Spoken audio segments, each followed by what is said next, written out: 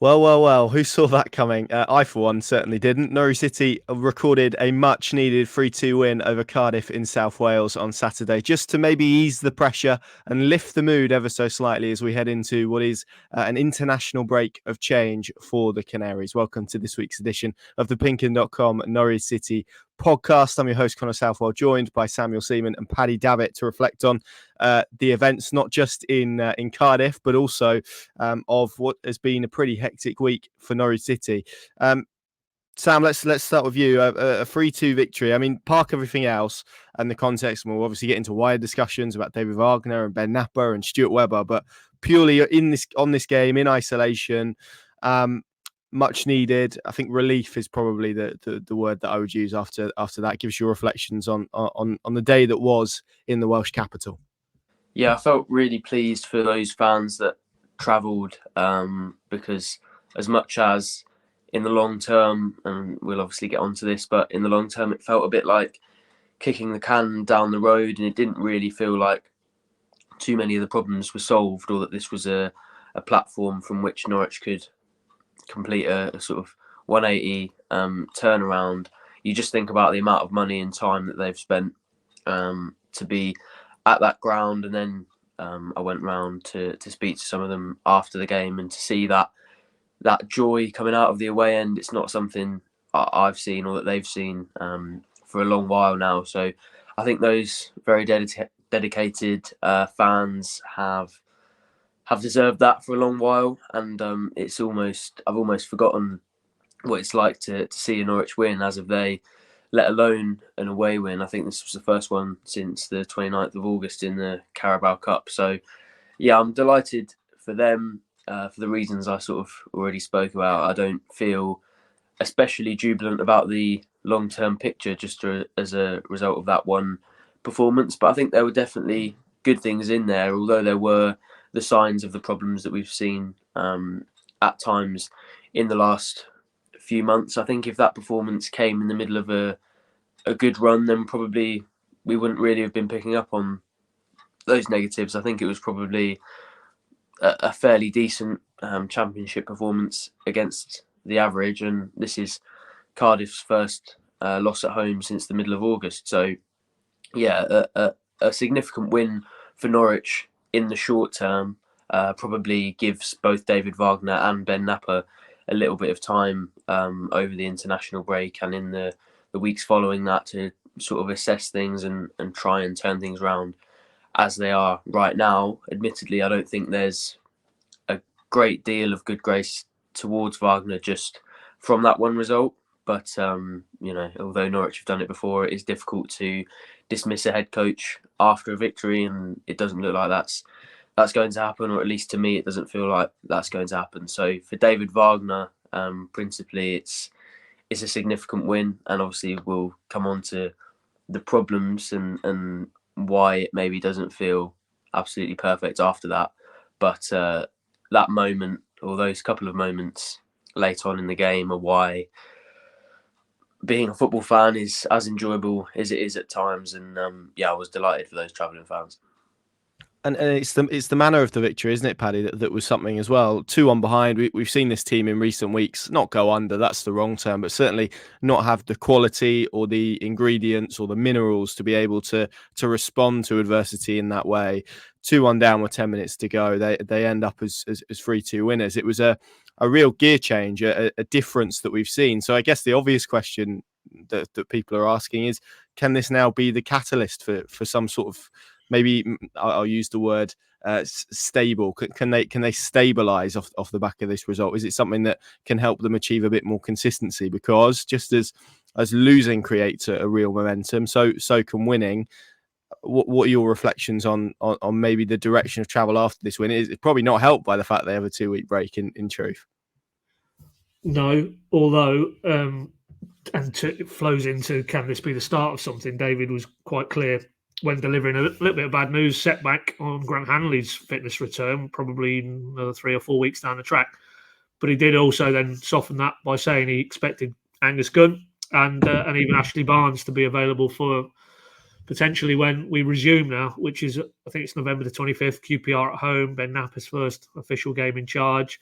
So I think in the context of a line in the sand on the pitch and some of those key players, and I think we're all of the same opinion, this sort of narrative, particularly last week, which was very strong, that it's almost, well, what do you expect with the injury crisis? I don't necessarily subscribe to that, but there's no doubt if you can, David Wagner, add Angus Gunn and add Ashley Barnes to this mix, that should make them more competitive and better and stronger. And if they follow up, obviously, what they did against Cardiff in terms of result by beating QPR, and then it rolls on swiftly to Watford, then I think the following midweek, then yes, it possibly does feel that this is at least the start of a more positive cycle. But to take Sam's point, for 81 minutes, that was more of the same, really, on Saturday against Cardiff. And for me, for a team who hadn't lost at home since August the 12th, I found them very subdued, very anemic performance from Cardiff from start to finish. I mean, they almost clicked through the gears for a 4-minute period there to from being in a position where they were behind to Christian Fastnack's goal to put themselves in front at half time, but then start the second half again. I thought, the way they wanted to play it was just sit deep and invite Norwich on, and then obviously counter, which they did to very good effect for the 2 goals, but it almost invited Norwich forward and invited Norwich to dictate how that second half panned out. And Errol Bullant, their manager, very unhappy with the limited impact, to put it mildly, they got from his substitutions. Conversely, capped by Adam Eder, finishing off that, the strike from John Rowe that was pushed out. He definitely did get a tune out of his substitutions. On El Hernandez pepped it up as well, I thought. And the 2 fullbacks as well. Stacey and Yanulis particularly, who was excellent in that second half and a key figure in the winning goal. So maybe that's where this game was ultimately decided, that Norwich's introductions impacted the game in a positive fashion. Cardiff's didn't. And obviously Ryan Wintle, unfortunately, one of the substitutions for Cardiff was the boy who diverted Fashnack's cross over his own goal line to draw Norwich level around about the 82nd minute. So, yeah, for me, it's good to be talking about a positive, because it felt like too long, and those fans particularly deserve that as well. So do the players. And you could see, as much as rightly they've been dug out for what they haven't done, you could see what it meant to them. Paul Chesterton, our photographer extraordinaire, was in a fantastic position to capture the raw emotion on the faces. And there's some great pictures that he's produced, which we've used on our content in the last sort of 24 hours or so.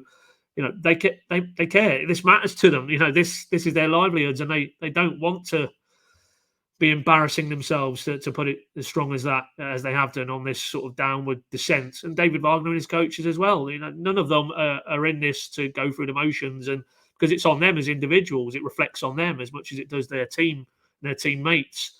So good for them on a human level. We'll get into the Stuart Webber dimension as well, but I think on a human level, you'd be very churlish not to afford him those moments that he had at the final whistle as he bowed out. But let's not get carried away. Yeah, I mean, ultimately, they've stopped the rot, but is this a final flourish in terms of Wagner and his sort of tenure, or is it the start of something more tangible, allied to the hope that the likes of Gunn and Barnes in the shorter term, and then Sargent in hopefully not much longer down the track, and Hanley now as well, that okay, yeah, there is something there that under this head coach and under a new sporting director can be sustainable for whatever happens between now and the end of this season, which still has plenty of water to flow under that particular bridge. So yeah, it's just nice to for everybody concerned with Norwich that we can reflect on a positive, because it's been pretty miserable for the last however many weeks, months, and that's not what football should be about. If you're a supporter, if you're a player, if you're a coach, us in the media following Norwich, it shouldn't just be about shoveling more misery and more dejection. And talking to Paul Chesterton, we label him internally as the king of the dejection picture, because he gets a lot of practice, unfortunately, following Norwich, certainly under David Wagner. So even for him, even for a photographer, nice to have some positive pictures to share with everybody. So yeah, good weekend, but we all know, because we saw it in the previous 81 minutes, a lot of the same criticisms were still valid, and it's going to take more than a 2-minute turnaround for me to feel that under this direction of travel with this head coach that everything's okay now. Yeah, and we'll get to the wider context of it in a moment, and have those conversations, but particularly around David Wagner. We've obviously the Ben Knapper news that emerged after we recorded last week, but it is right as Sam as well. I mean, we've done these pods for goodness me, however long since they last won a game, but even before that really, and it's been quite hard, particularly in recent weeks, particularly in the run of 4 defeats on the spin, and the nature of their performances and the waving of the white flag often to let teams through. It's been very, very hard to find any sort of positive, anything remotely positive to talk about. So I can imagine Norwich fans maybe even feel slightly bizarre waking up on this Sunday morning having a win to get their teeth into. But just to have, particularly ahead of a 2-week break as well, to have that feeling is so good again, to be able to talk about positives rather than having to completely comb through negatives and situations and whatnot is really nice. Yeah, and I think it gives a slightly different tone to the conversations that will be had over this break. I think it's a good point to make that now there are 2 weeks, and in the same way that if it had been a defeat at the end of a positive run, you don't want to spend the break mulling over the negatives from what has overwhelmingly been a positive period. After such a negative period, I think it really does go in David Wagner's favour that the most recent thing fans have to talk about and those associated to the club have to talk about is quite a big win with some quite significant moments, and all of a sudden those sort of injury issues that Paddy spoke about and the players coming back feels quite a lot bigger. I feel like the likes of Barnes and Gunn coming back, had they gone into the break with another defeat, would have been sidelined really, and people would have focused on why that won't change things. Whereas now it almost feels like, okay, there is still a level of negativity and a recognition that things need to change and that things aren't perfect. But I think people will be looking at the positive bits like that injury news and being more open to how that might change things in a good way, rather than just being dismissive of things as might have been the sort of natural reaction after another defeat. So it does bring back a level of positivity that I think everyone's missed around the football club. And to be fair, if you look at David Wagner's record, it feels like it could go on and be a springboard. As much as on the pitch the signs haven't really been there and the weaknesses were still there in South Wales, you look at his career and it has been really streaky. So, I think we have to look at it in that way and frame it as, okay, if we're going to criticise him for going on these negative runs of, 1 win in 10, it was 1 win in 11 last season, then perhaps this is a turning point where they go on and win a few games in a row or go on an unbeaten run. And I'm not saying that is my personal view, but if we're going to take a balanced look at it and look at his sort of history, that is what Norwich have done under him and what other teams have done under him. They went on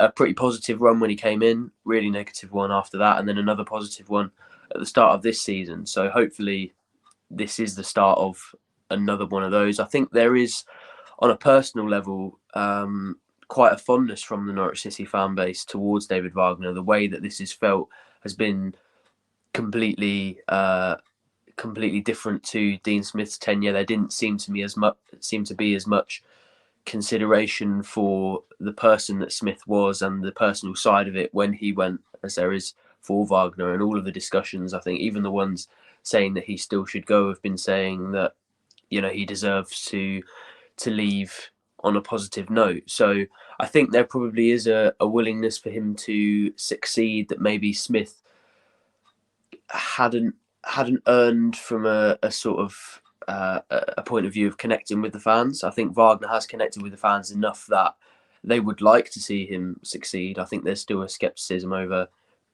whether he'll be able to do that. But that positive feeling is definitely back in and around the fan base and in and around the club. And I think that does help them quite a lot. And, Paddy referenced the fact that you could see the emotion on the players' faces and the amount that they cared. And I think fans probably needed a reminder of that, because there have been quite a few flat performances, and there have been a few performances, to be honest, where the players' attitudes and mindset would be questionable. I spoke to a lot of them before the game, and I think most of them really were questioning whether the players' hearts were really in it. And then you see the emotion on Adam Eder and Ono Hernandez and Jonathan Rowe as they go to celebrate with that away end after that winning goal. And I think you could really see, and it was quite a significant reminder of the fact that they do care, that this is important to the people in the club. And although they haven't been able to do it in recent months, and they still might not have the tools, to be honest, to go and do it for a sustained period, it's not for a lack of trying and a lack of wanting to do it. So I think there were a few reminders that will have helped David Wagner going into this break. As I said, sort of in my initial summary of the game, I think it buys him some time, and everyone recognised, even if that wasn't really what they wanted, that this probably does buy Wagner some time. So yeah, I think he'll be very happy with that. He'll be happy with the players that he's got coming back, and just overall, maybe not totally there in the way that we have been after some victories this season, but definitely a feeling that there is some more positivity around the club. Yeah, indeed, and I think it's right to mention those players that are coming back, actually. And I think David Wagner has used the word injury crisis on a couple of occasions. There was actually, I don't have it to hand, but there's a very well produced graphic in Cardiff's programme that kind of showed the various squad depth, and that was quite revealing, really, and kind of shows aptly that it's not really a crisis. You've still got players playing in natural positions. I can understand why he is presenting it in that way, and he's a head coach under pressure, so I think it's natural for it to be something that he can use. I'm just not sure when you deconstruct it. Not that we really want to have this conversation now, but I'm down the rabbit hole, so I might as well continue it. But Angus Gunn has missed four and a half games, so he's been involved in this run. Ben Gibson's missed a couple. Duffy was only suspended for yesterday. Both of the fullbacks have been available. Both of the starting midfielders have been available. The wingers, by and large, have been available, with Borja Sainz thrown into the mix compared to obviously the run that they went on at the start of the season. The striking situation is the striking situation, but they've still got two available and two natural strikers there. One of which in Adam Eder, who really did make a real positive impact when he came on. And the other player I wanted to mention, Paddy, is Danny Bart. The first start that he had for Norwich City, he's maybe grown in stature with every game that he hasn't featured in. I jokingly referred to him as Paolo Maldini yesterday. It kind of feels like the kind of character that he's encompassed, because he's kind of got better with every game that's passed, and that's natural. It happens to every player when teams aren't doing well and certain players aren't getting picked. You could argue we haven't seen enough Borja Sainz, but you could argue that happens with him as well. But this was a really good performance, wasn't it, from someone who is vastly experienced at the level. Sunderland's player of the season last year, really good CV and pedigree, lots of appearances at this level, and I think all of his experience counted. There were points. Obviously, first half was a struggle for particularly the two Norwich City fullbacks, but in the second half he really marshalled that Norwich City back line. Really had a real presence about him, and there were some moments when Cardiff got in behind and wanted to play it on the ground where he looked a little bit shaky. But certainly in terms of aerially, he was dominating, he was competitive, he was commanding. It was a really composed performance, I thought. And it is worth underlining, what was he dropped into? Callum Fisher, teenage right back, second championship start in his life. Other side, Poeta, not a left back. Unfortunately, he underlined it yesterday. Or to be less harsh to him, learning his trade as a left back, but essentially that's his two fullbacks. And then alongside him, Jayden Warner, second only career start, the first one the previous weekend. How tough a hand do you want to be dealt if you're Danny Bart, as well as the primary aim, which was to focus on your own performance, given you haven't had an opportunity first start for him in a Norwich shirt in the Championship. So given that context, he stepped forward in a big way, I thought. And particularly the phase when, that last 10, 15 minutes, can you really realistically remember when Norwich got their noses in front? I'm adding on the stoppage time to that. They didn't really look like they were going to cut through. And, we were a long way away from that side of the pitch. But I'm pretty sure how Danny Bart operates. He would have been verbally cajoling and haranguing a backline, which by that stage included Kenny McLean, to be fair. But three changes. I think that's worth remembering. They started with three different members of that back four. So what he'd started with, it's incredible, really. But he would have been the leader, is what I'm saying. He would have been defensively the leader in that period. And by dint of the fact that Cardiff, it wasn't an Alamo job. It wasn't Norwich clinging on for dear life at 3-2. All of that, tells you what an impressive performance it was in terms of bringing his experience to bear, that calmness, that reassurance. And then, if you just separate that out and look at his individual performance, they're in both boxes, because it was him who went up for the corner that Sarah swung in, which inadvertently led to Ryan Wintle carving that cross back over the line. That was Danny Bart. There was another occasion he forced a save from Anik with a header that I remember in the second half. There was a snapshot on the turn early in the second half. Again, nuisance value in the box. So in both areas, he made his presence felt. And, it's not been wise after the event. I'm baffled why he has not had an opportunity before now, because frankly, Duffy and Gibson, individually and collectively, on this downward spiral, have they deserved to be retained? Not for me. And even last week, David was at pains to point out that how professional he had took the decision when it had been communicated to him that I'm actually going with Jayden Warner. But that would have been a kick in the teeth as well. That not only can he get past two experienced players, but now he's being, put to the side, and an unproven academy youngster is going in ahead of him. So for all of those factors, I think he exceeded expectations. And, nobody is now saying that, Danny Bart is the solution and Norwich will now kick on and no longer be the soft touches that they are. If you look at their goals against record, the worst in the division, a horrendous statistic that needs addressing, urgently, the other side of the international break. But he might just be part of the solution in the shorter term. And nothing that we saw in that shift at Cardiff dissuades me from the fact that he should have started before now.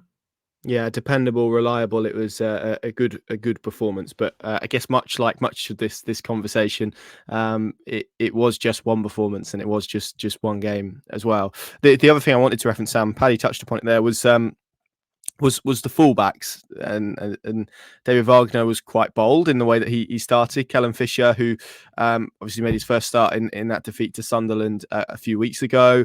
Shemiswaf Boeta made his first start, we think, in competitively. Did we settle upon that, Pad? Yep, we did. Competitively as a left back, he's come on off the bench there. And he struggled defensively, was probably fortunate not to give away a penalty. You look at the areas where both of Cardiff's goals came from. They came from wide areas. Wagner obviously made the change at half-time, brought on Yanulis and Stacey, and that kind of stabilised it to an extent, probably coupled with the Cardiff substitution, taking off Josh Bowler, taking off Callum Robinson, etc. But what did you make of how that? Because I guess there's two schools of thought here. You can either say, well, David Wagner got that decision wrong in terms of the way he set up his fullbacks, but then you could also argue, well, he corrected it in the way that he should do. You could argue that the both things are true. So what did you make of the fullback situation? Because I think particularly there was, from sort of what I saw and what I heard, there was a lot of debate in particular around Yanulis and the decision to leave him out.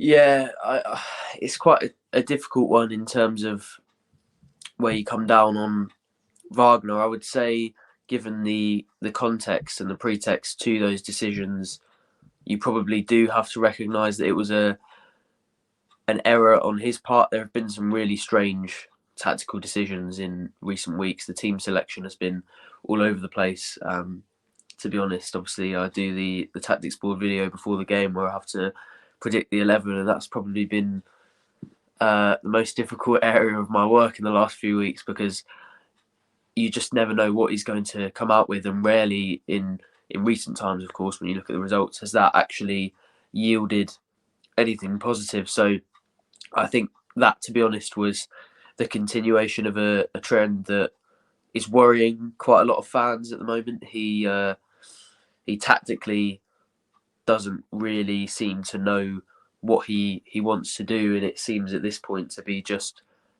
changing various different components and hoping that that's the one that makes the impact. I think you have to look at it in isolation, because obviously the fullbacks both struggled in the first half, but I don't think you can really criticise him for the decision on the right. Jack Stacey has really been struggling. Kellen Fisher did fairly well when he started against Sunderland, and then contributed another pretty decent performance as a substitute against Blackburn. So I think that one in isolation made sense. And then at half time, he corrected it because Fisher had been struggling against Carlin Grant in particular. And then on the left side, I think probably that is a different case because, yes, Younulis has suffered in recent weeks and hasn't been at his best. But yeah, defensively, even though he's had his retractors in that department, I think Puerta looked even more out of his depth. He looked completely out of position. Even though he had Wagner right on the touchline telling him what to do, he still looked like he wasn't really quite sure. And I suppose from that side of things, you're hoping that his pace can bail him out if he does find himself the wrong side of the man he's marking. But I thought Bowler had a really good first half, technically combined with his teammates really well, and just made Puerta look like somebody who wasn't comfortable at left back, which I think is what he was. So Wagner, for me, I would separate it out and say that on the right side, he made the decision that most people would have made based on Jack Stacey and Kellen Fisher's recent performances, and then rectified it, to be fair to him, when it didn't pan out as I think most people would have expected it to. On the left side, I would say that was where he made the mistake and then had to correct his own mistake at half time. But yeah, that changed the game. I think that was the first thing he really spoke about when he broke it down when asked by Paddy post match yesterday. And I think you can point to that really as the moment when the game changed. And I do think that Puerta was very, very lucky not to give away a penalty in that first half, and it could have actually damaged them to the point where the game was gone for Norwich, to be honest. So I suppose you have to say there was a little bit of luck in there as well. But overall, I would say in terms of the balance of Wagner's position as Norwich City head coach, you're probably looking at it about 50-50 because he did make the changes required when they were needed. But I would just look at the number of half-time substitutions that have been made in recent times and the number of times we've looked at it and said he needs to make substitutions at half-time, and probably say that that's a negative. I think tactically it does look a bit all over the place at the moment. And although, as you've both said, and I agree, it's not an injury crisis, the players that were very set in his system have been the ones that have had to come out, and I suppose that's why we've seen so much changeability in those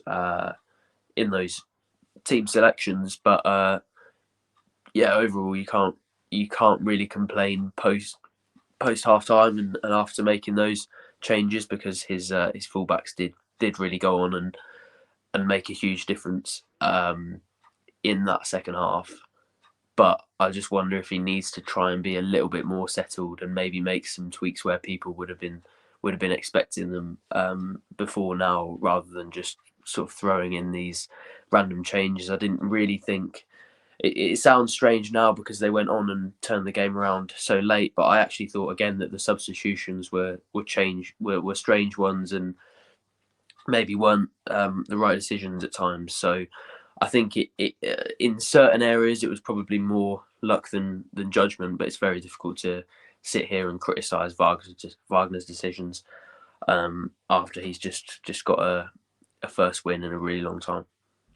Yeah, and also as I mentioned, I thought Adamida was excellent. That was a really impactful substitution, and probably does, I guess, beg the question as to why he wasn't brought on at all against Blackburn in that situation, because he looked incredibly sharp, as not just shown by the goal, but I felt he really stretched Cardiff when they were in a pretty low block. He just gave Norwich a little bit more space for John Rowe to get on the ball in between the lines in particular, because of his kind of impactful running, and that was good, and which is why I think Cardiff then got caught in two minds about their defensive line, and that's obviously why you saw people like Dimi Younulis, who was given onside. I haven't seen it back, but I think it looked quite tight, but that was partly because of the threat that Adamida gave them. I think going in the other direction just made them kind of drop off ever so slightly, and obviously was able to score as well, which is brilliant. His fifth goal of the season, which is certainly his best goal return for a little while, I think. which probably, Paddy, lends us nicely into the second part of the podcast, which is going to be more about what's happened this week. And I guess David Wagner is at the centre of that and his position. Let's start with Stuart Webber and bookend that, because we saw him at the end of the game. Very rare to see Stuart Webber on the pitch after a game. I think the last time would have been at Villa Park after they won the title, and we saw those celebrations. I certainly can't remember a time of him going onto the pitch. Before that, he was there, sort of wandered out as the celebrations were taking place for the players in front of the supporters. There was a big embrace with David Wagner, hugs and high fives exchanged with players as well as they were making their way towards the tunnel after sharing that moment with supporters. And then we saw this guard of honour that the players and backroom team gave Stuart Webber to kind of, I guess, it was to send him on his way, I suppose. As of now, he's no longer Norwich City sporting director. That was kind of done and dusted with at the full-time whistle. What did you make of the scenes first and foremost? Because I guess we're at a contrast here with maybe the external perception to the internal perception of Stuart Webber, because those two things are very, very different and have always been very, very different. We saw him release a very lengthy statement on Friday night, thanking everybody really in behind the scenes and the supporters as well. I know there's been a bit made about him not going over to the supporters. I just don't see why he would, really, if I'm honest. I think if he would have done, he would have been kind of maybe seen to be I don't know, taking a bit of the limelight, but also I think given the way that relationship has deteriorated as much or as late as last week against Blackburn, not sure why he would go over there and be seen to be trying to, I don't know, aggravate them or whatever. So don't really see that as a debate. But as a send-off for him, what did you make of it? Because I would say it's probably received a mixed reaction from Norwich City supporters. Well, I mean, that just, your final comment now cuts to the perception of him with a lot of those same supporters maybe as well as supporters. But I didn't have an issue with it at all. And obviously I'm detached in the sense that I'm not looking at it through the prism of a Norwich supporter and what he has or hasn't done for my club over 6.5 years. But on a human level, and that what I would say is I didn't see any negativity around the reaction Friday evening onwards when that 2,000 or so word farewell letter, which I'm led to believe he himself, it wasn't, put together for him and he put his name to the bottom of it. That was from him. The majority of that was constructed by him, and they were his thoughts and his feelings. And maybe it jarred with that perception of him as being a bit of a antagonistic character, an abrasive character, and we can quote back plenty of examples from the minute he walked through the door to very towards the end of this tenure this year, where he has robbed people up the wrong way. And I felt, in contrast, that those words were, self-aware, admitted mistakes, admitted he'd handled situations wrongly or could have handled them better, didn't get everything right. But, we know all that.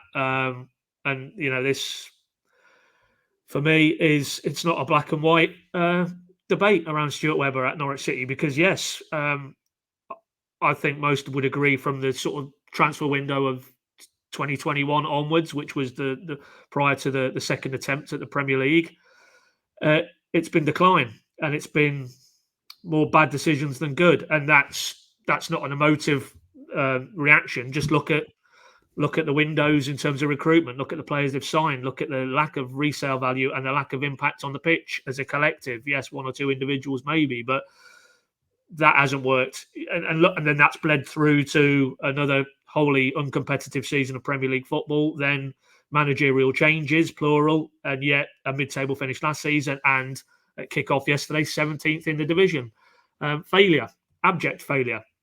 And he, as the footballing figurehead for the organisation, is ultimately responsible. The book stopped with him. So, yes, it's been pretty bad for too long now. And that is true, and that's irrefutable. But if that's been bad, then what was the period that delivered, Farker and Farker Ball and two titles? And okay, that first Premier League season, I think you can mitigate it because they just financially didn't have a go. Whether they made the decision they couldn't, but I think financially they wasn't in a position to have a go. And as a result, But even in that Premier League season, we had moments, didn't we? We had the Man City epic and one or two other highlights as well. So, and then that was bookended, as I say, by another pretty dominant Championship season, albeit a pandemic season, and supporters didn't get to experience it in firsthand. But if what we've seen since 21 onwards is bad, what we saw, and even that first season, because it was part of the transition that led to 18-19, albeit it was a pretty poor season on the pitch that first season, but you can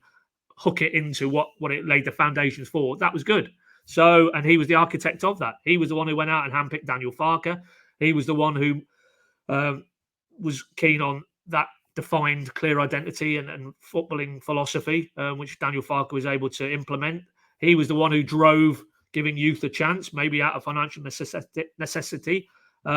And he was the one, in terms of recruitment, who got more right than wrong. I was thinking about it this morning. I mean, the money he got for Josh Murphy, and I don't want to slight Josh Murphy, but where his career has gone since, the money he got on that deal to Cardiff, Jamal Lewis, what has he done since he left? Ben Godfrey, James Maddison, and then the sell-on fee again. Yes, you can stack up Omobama Daly underselling, Max Aarons underselling, Todd Cantwell, let him go for a song. And then that car crash of a summer transfer window of 21, Rashica, Jolis, Sargent to an extent, Gibson maybe, the money they paid for him, even Yanulis, the fee they paid for him. But this is what I'm saying. It isn't black and white, is it? There's shades of grey, and can you take a detached view of it? And probably in the here and now, most people can't. And maybe that's why, wisely, he didn't wish to go over and acknowledge the supporters at Cardiff, because I think it probably would have been a negative reaction. But, I think with the passage of time, as Farke's legacy, the sharp focus of where he was poor and where he wasn't up to scratch, that recedes into the distance, and we remember the good times. And that might be harder to do with Stuart Webber because of that abrasiveness and how he carried himself in many situations. But you cannot dispute that he brought an unbelievable journey for Norwich fans, and some magical moments, magical memories, and they will live on.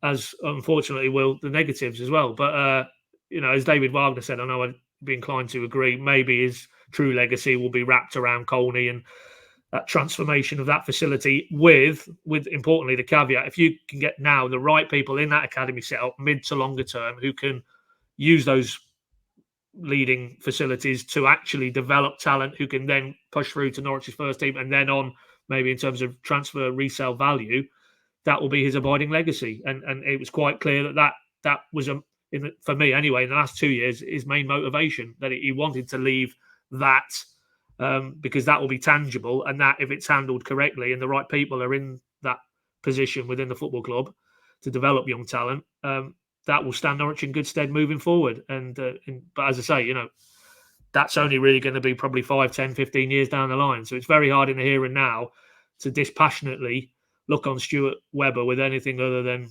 probably disdain, because it's at the minute, it's where are they now in terms of the finances? Where are they now in terms of the squad? Where were they in 2017 when he walked through the door? And on those two metrics, they don't look palpably any further on, do they? Because the balance sheet in the last set of accounts is horrendous and troubling, some of those figures, and the squad is aging,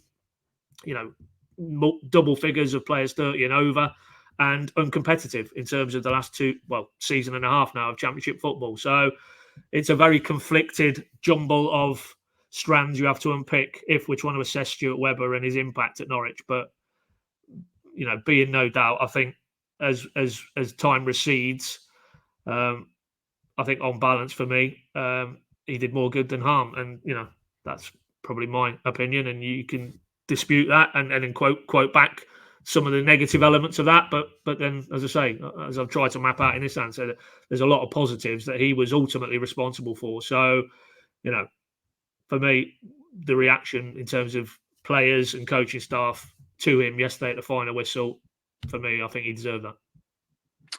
Yeah, and it's obviously an internal reflection, isn't it, on what those players, all of whom were brought to the club by Stuart Webber and have worked with Stuart Webber over however long they've been at a football club, felt. And I think actually in football, and it happens with head coaches and managers, it happens with most powerful people, owners, chief execs. I guess probably the most comparable thing is with politicians. It's very rare that you get someone who leaves without that feeling. As obviously, as Batman once said, you either die a hero or live long enough to become a villain. So it's kind of that kind of thing, isn't it? That's always the case with football. And as these things work, the king is dead, long live the king. The new sporting director, Ben Knapper, comes in on Monday, Sam. Before we get to anything else, that's a hell of a remit he's got, isn't it? Good luck, fella. Yeah, I fear for him a little bit in terms of the extent of the in tray that he probably has to now deal with, and speaking to fans again, there was an expectation that change was going to come. I think probably in that sense they almost haven't helped themselves with bringing his start date forward. I think it was the right decision at the time, especially with how toxic things have become and how much people wanted a decision. But for me, the main signal of that, of bringing Knapper's arrival forward is basically saying somebody's coming in to get rid of David Wagner quicker, because otherwise it's just going to be the same level of sort of assessment and reception that probably there was going to be on the 27th of November anyway. So I think that win probably buys him a little bit of time in that sense. But yeah, there is quite a lot for him to do, and of course only Stuart Webber to measure him against, because he's only the second sporting director that Norwich City have ever had. I think people will be looking at January. Obviously, the transfer window is the main area in which sporting directors seem to be assessed, especially in the short term. But we haven't seen Norwich do a lot of business in January previously. I think the finances have dictated, and will probably dictate again this season, that they would struggle to spend any real significant sums of money. So I think it may be quite a while until Knapper is actually able to really leave his stamp on things and really make a mark and make the changes required. You have to remember Stuart Webber came in, I think, in an April, so it was 1 month of the season, and then plenty of time before the next season started to get his new head coach in, get rid of a few players. I think he had some older players out of contract, which, to be fair, Knapper has going in his favour if he wants to make changes next summer. But again, still 6 or 7 months until you can make those changes. So the fact that he's come in really truly mid-season rather than right at the end of a season like Webber did probably means that even if he does want to make the sort of significant overhaul changes that Webber did, it probably will take some time. I don't think he's been helped out, to be honest, by the actions of some of the people employing him in recent times. I understand the sentiment of Delia and Michael calling David Wagner and giving him their support. I know that's the sort of personalities they are, and I know they want to help create a feeling of almost comfort in a job, and a feeling of not necessarily being on the edge the whole time. They've obviously spoken to Wagner about understanding the injury situation and things like that, as he outlined in his pre-match press conference. But I think if you're Knapper coming in, knowing that the owners of the company you're just about to start working for have basically come out in massive support for the head coach, then making a balanced decision without considering those factors on whether David Wagner should be in the job or not really puts him in quite a difficult position. So I think there's quite a lot for him to do, and he's in quite a difficult position to do it for a little while. I know the way that things have been going this season, fans won't want to wait any longer. Fans won't want to be patient. But you just look at the sorts of changes that a sporting director can actually make, bearing in mind they're not responsible for the performances of the players that are already in the building. They're responsible for putting the right players, in that coach's hands. I don't really see what he can do majorly for a little while. Yeah, so I think it's a difficult one, really. Just to touch on Webber's legacy quickly, because I think it's an important point. I think probably complacency played a bigger part than it should have done. I think you look at the first 4 years and it was all about change. I think he's admitted that change management is a skill of his. But then when they lost sort of the key recruitment people, and you look back at the likes of Greg Broughton and the players that he's obviously brought to the club. Kieran Scott, as we all know, was a major part of some of the significant signings they got in there. And most of those were internal appointments and internal promotions. And it just felt like a bit of a complacency that just keep going and things will be fine as they are. And I think it was the same case last season. There was just this feeling around the club that, oh, they'll be fine. Norwich just get promoted out of the Championship. That's just what they do. And I think as soon as that sets in, Norwich were in trouble, and the results sort of showed that. So hopefully Knapper can avoid that. I think probably for the first couple of years, complacency isn't going to be an option, because there are still going to be fears. As soon as another result goes against Norwich, there will be talk of relegation to League One again. There will be concerns growing, and I think we spoke about it going into the game. They could go and win three games in a row. As soon as they lose another one, those negatives will crop back up, and those problems will come back up. So although I think it probably makes Knapper's job a little bit easier in the short term, that win over Cardiff, there is going to be big pressure on him before long. And, I'm looking forward to seeing how he handles that. But, he hasn't caused any of the mess that Norwich are in at the moment. He goes in with a blank slate in terms of his own reputation at the club, and probably that fresh start, even if it doesn't come in the form of the head coach for now, is probably an exciting thing for Norwich fans at the moment. So yes, there is plenty for him to do, but yeah, it's going to be an interesting one to see how he does.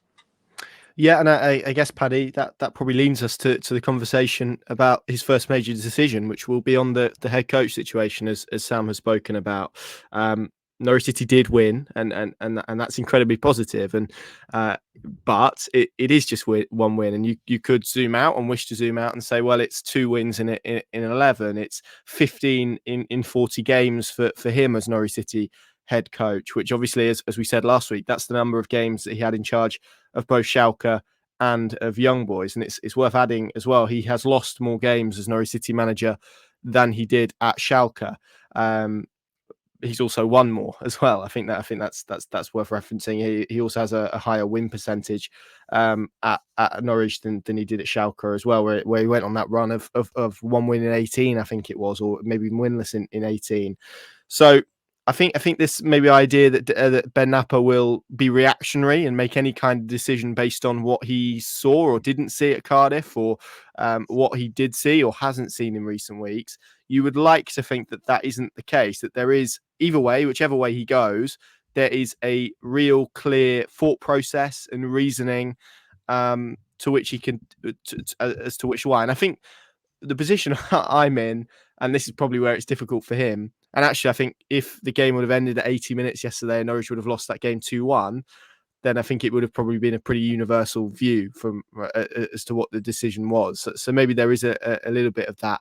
And equally, if they come back after the international break and they don't beat QPR, then much of the conversation is going to be about why the decision wasn't taken in the international break anyway. So, of course, he needs to look at the bigger picture. He needs to, and there are a lot of strands to this. There's obviously the situation that Norwich find themselves in at the moment. They're still 16th in the Championship. They're still 6 points off the top 6. They're, as I said, they've won 2 games in 11. There's all of that. You could obviously, David Wagner would want to throw in the mitigation around injuries. But there's probably a bigger discussion to be had about what his vision is and what his roadmap is, I guess, to bring success back to Norwich City, and whether there's an alignment between what David Wagner is doing, and that could be in terms of the football that he's playing, the practices that he's instilling, the work, I guess, more broadly that he's doing, coupled with the direction of travel that Ben Knapper wants to take it in. Are those things aligned? If they aren't, then realistically probably a change is required, just in terms of direction of travel. And you don't want those two things kind of repelling each other, I guess, in terms of how a head coach wants to work and how a sporting director sees the bigger picture. So many strands to this. I was of the view, irrespective of what happened at Cardiff, I didn't see a change being made. That was just my view, not based on any kind of fact. I'm still of that view now. This could look really silly in 28 or 48 hours' time. Where do you feel David Wagner is? And I guess more important than that, what's required right now for everybody, players, staff, fans, is clarity, isn't it? That's going to be the key of what Ben Knapper has to bring in his opening days in post as Norwich City sporting director. Yeah, two things for me, and they are interlinked. One, nobody knows what Ben Knapper is as a sporting director because he's never done the job. And even if you try and dig into how he operated at Arsenal, none of us really know because he was a pretty, behind the scenes type character by all you read and hear. Not one who necessarily put themselves into sort of the spotlight to opine about what their view of football is and what have you. So, and then overlaying that, we don't actually know what type of character he is. Is he? I'll use him in a positive fashion. Is he a McNally type character who would come in and be quite ruthless, as he was in terms of changing the head coach and really, dragging that football club or that iteration of the football club up by the collar, effectively, or is he more of a facilitator and somebody who wants to bring people with him and wants to kind of move at a less confrontational pace? We just don't know in terms of what type of character he is, his personal traits. That will all become clear as we move through and we start to see some of the decisions he makes and the impacts on individuals. So that's the first thing. Until we know that, I don't think you can definitively say how this will play out from here purely in terms of David Wagner. The other thing, and you touched on it, alignment. Well, even though he's been plugged in to the extent where he's been on phone calls, he's been in meetings, he was involved with that board meeting on the Monday evening, which then produced the statement that David A was going to be in charge for Saturday's game, but B also that he was coming in earlier and Stuart was leaving. We know because David Wagner volunteered it. He'd been in dialogue with Ben Knapper in recent days. So he has been plugged in, but he hasn't physically been in the building. He starts officially from tomorrow onwards at Colney. So, and also it was sort of indicated to me on Saturday that in terms of not only just speaking and being involved with personnel in Norwich, he's actually doing a lot of due diligence. He's been speaking to a lot of agents, which obviously he would have a lot of good connections in terms of, his role previously at Arsenal as a loans manager. He's speaking to lots of figures in the game to build up a picture of Norwich City and what they are and the characters within the mix here and how they operate and what the vibe is. But all of that is fine, and that's all good base knowledge, but he actually needs to get in there. He needs to get in there physically, sit down with these characters, sit down with David Wagner, and then we'll know if alignment is there in terms of the head coach and him. And for me, that would dictate a period of time for him to make those decisions. He's not going. I don't see any scenario where he comes in on Monday morning and his first job is, David, come into my office, sit down. I'm sorry, I've got some bad news, because that to me would be decision making on the hoof, because he hasn't had time to assess himself. It's fine. You can take all the soundings you want from external people. You can get a sense from speaking to people in and around the football club, as he has done. But that's not his own eyes and ears and his own take on the situation, by feeling it, by being part of it, by being immersed in it now at Colney and Carrow Road, which he will be from Monday onwards. So all of that, allied to the fact that we now, and have been for the last 50-odd minutes, talking about a Norwich win and positivity and optimism and some much-needed good news around Norwich City, affords him, I feel, a period of time where he will assess the situation. Because it would seem for me quite strange for him to come in and immediately fire a head coach who he's only really spoken to on the phone and maybe had a 2-hour meeting about a month or so ago. So the fact that they now can have that space because they've had a positive result going into this international break, I'd be staggered if David Wagner isn't in charge for QPR. But the point that Sam's made a few times on this podcast, if results turn again, and what we saw at Cardiff was just the briefest of interludes, then in very short order, because this season is now up and running and trends are getting set both at the top, the middle and the bottom end, worryingly. Norwich can't afford to sit on their hands as they did, unfortunately, with Dean Smith this time last year, and have that sense of drift in terms of the head coach and the squad and the aims for the season, because the season will be over. In an effective, what can they achieve sense, it'll be about can they retain their status. So I think he does have some space in which to assess head coach primarily, but the club more broadly and the football operation within the club. But in very short order, once we get back up and running again from QPR onwards, the clock is ticking. And if the results go in a positive direction, then I think it rolls on for the foreseeable. If they don't, then a change will have to be made, and Ben Knapper will be the one tasked with making that change. Yeah, and I think that's effectively where I am with it as well. If I'm completely honest, I don't really see a situation, and I don't think, as Sam said earlier, he's necessarily been helped. It's obviously obvious why they made the decision to move and bring him in quicker. But I think the perception that created was, he's coming in to sack David Wagner, which I don't think is necessarily a fair perception that's being created. I think it's probably just an admission that the process and the vision and view that Norwich City were without that footballing figurehead, and that maybe there was a void in terms of decision making, couldn't go on. I think that was probably what more of the admission was, rather than a reflection on David Wagner, because you're right, they could have taken that decision last week after a defeat, a fourth consecutive defeat against Blackburn in the way that they were, and 2 weeks coupled with a win just buys them time, I think. But like you say, that decision is going to look incredibly shaky if they come up after the international break and they don't beat at the moment one of the poorest teams in the division in QPR in their own backyard. If they fail to do that, then there's going to be a lot of people asking in hindsight why they didn't make this decision with all of the evidence that was available to them at the moment. So time will tell, I think. But I'm with you, Paddy. I think the most sensible thing and the most obvious thing to me, it feels like, is that this will continue, and David Wagner will be in post for QPR. Sam, are you kind of a similar view?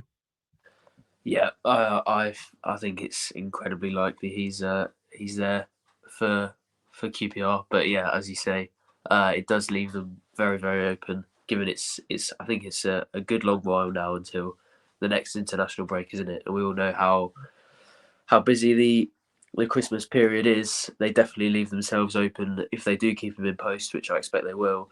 They leave themselves open to some significant criticism if they then go and lose that QPR game as to why they wasted the best opportunity probably of the season to go and do it. So yeah, definitely a bit of a balancing act, but I would expect him to be in charge for that QPR game. Yeah.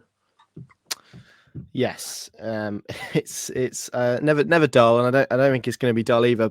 Paddy, just to mention, in terms of Ben Knapper himself, we're probably expecting to hear from him this week, probably. We'll obviously see how this pans out, and events and whatnot, and various different things. But the expectation is that we will see him in a club setting answering questions. So I think we probably won't have to wait too long until perhaps we get some answers, whether those answers are complete clarity in terms of I'm off to appoint a new head coach, or I'm sticking with the current head coach. I probably expect him to loiter somewhere in the middle and maybe balance or ride those two horses quite well.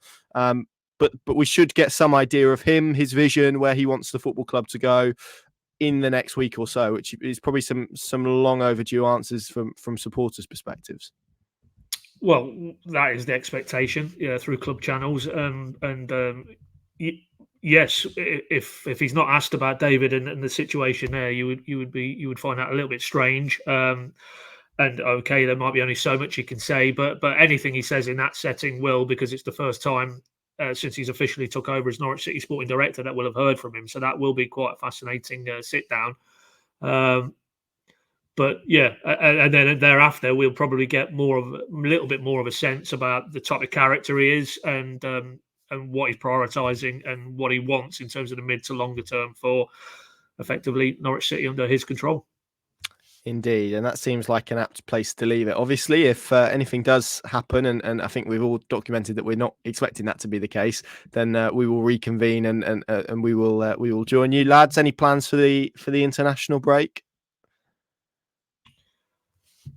Well, it's my I'm off this week, and a bit like Christian Fashnacht, it's my birthday, so I won't be scoring a goal or putting a corner across for Ryan Wintle, not on Hernandez to score, but Yeah, back end of this week. So if there's anybody out there who wants to send me any presents, just send them into Prospect House, Rue on Road. I'm sure that's in our charter that we can accept gifts as long as it's not monetary, obviously. But any gifts you wish to send them care of. Is there anything in particular you're after in terms of gifts? What's on the wish list? Nice pair of trainers. Yeah, that'd go down quite well. Yeah, actually, forget that. No, I don't want to be inundated with loads of trainers that are the wrong size. I think you'll be all right if I'm honest. Yeah, I think I probably will as well. Yeah, the only way I'm getting trainers is if I physically go to a shop and buy some trainers. No, my wife, but I jest, of course. But so no, it's a very painting. Got to do a bit. It's all coming to me now, Connor. I've got a bit of painting to do as well. Start of the week, bit of DIY at our abode. So a bit of paint. If there's any painters out there who want to offer their services gratis, then definitely get in touch. But so I'm assuming it'll be fairly quiet. But if not, I'm sure you boys will be more than capable of handling it all. I hope so. Sam, any grand plans in the international break?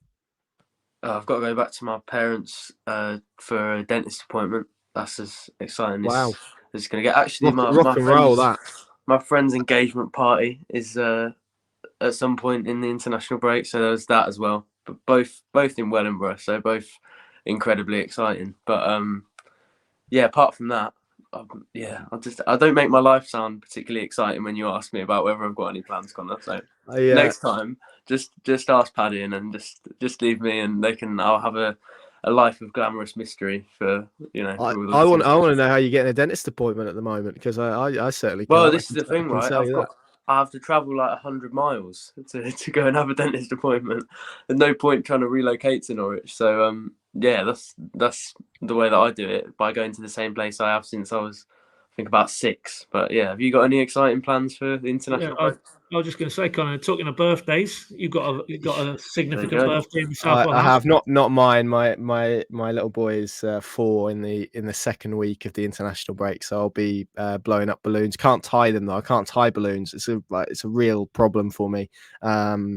So he's having a party, which is going to be traumatic, I think, chaotic, but I'm sure very enjoyable. That's going to be the focus of the second week, and then we'll be rolling on to QPR, which will be really exciting. So that's about my plans. So you're off to enjoy your birthday for the first week, and then I've got the second week, so should be good. But I think in general we're probably all looking forward to a little bit of a break. So that will be nice. And as I said, if anything happens, which I'm not expecting it to be the case, the PinkUn channels are the best place to go. That seems like an apt place to wrap up the pod. We will obviously be back after the QPR game, hopefully talking about another Norwich City win. That would be very nice. Enjoy your fortnight of Norwich City freedom, and we'll see you again very, very soon.